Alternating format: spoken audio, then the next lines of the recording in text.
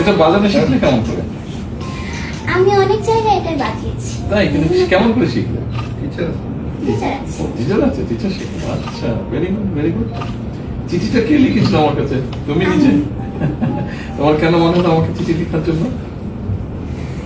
কারণ আমার যেসব ফ্রেন্ডরা ছিল তাদের কাছে চেঞ্জের হারমোনিয়াম ছিল, আচ্ছা, কিন্তু আমার কাছে ছিল না। শুধু ছিল অনেক দিন পুরাতন, অনেক দিন আগের একটি হারমোনিয়াম, পুরাতন। সেই হারমোনিয়ামটা ছিল, সেইটা বাজিয়েই শিখেছি। নিজে নিজে শিখেছ? না, টিচার টিচার ছিল। আর নিজে নিজেও খুব শেখার আগ্রহ ছিল। মা আমাকে প্র্যাকটিস করাতো, মানে মা বাবার কাছে আমার গান শেখার হাত ধরে। এটা কি ভালো? হ্যাঁ, এই হারমোনিয়ামটা ভালো? হ্যাঁ। আচ্ছা, আমার তো ধারণা নেই হারমোনিয়াম সম্পর্কে, আমি তো বাজাতে পারি না।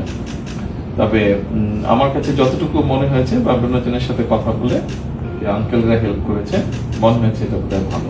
তুমি এটা দিয়ে প্র্যাকটিস করো, তারপরে এরপরে যদি আরো ভালো কিছু থাকে তখন আরো ভালো প্র্যাকটিস করতে হবে, তারপরে ওটা ইনশাআল্লাহ হবে।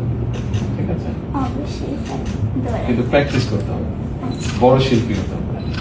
ঠিক আছে?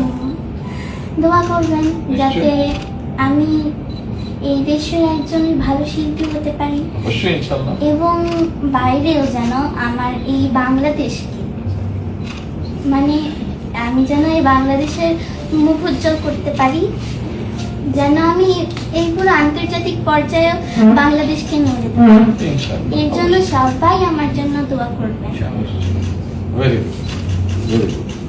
আমাদের আবার অনেক ছোট ছোট গোষ্ঠী আছে, তারাও হারিয়েছে। তো ওদের ব্যাপারে আমরা একটা পদক্ষেপ নিয়েছি, শুরু করবো।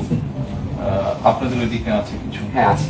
ওইদিকে আছে, দিনাজপুরে আছে, আছে তারপরে আপনার যে সুন্দরবনে আছে, চট্টগ্রামে আছে, জামালপুরে আছে, নেত্রকোনায় আছে, ময়মনসিংহে আছে, সারা দেশে অনেক জায়গা আছে।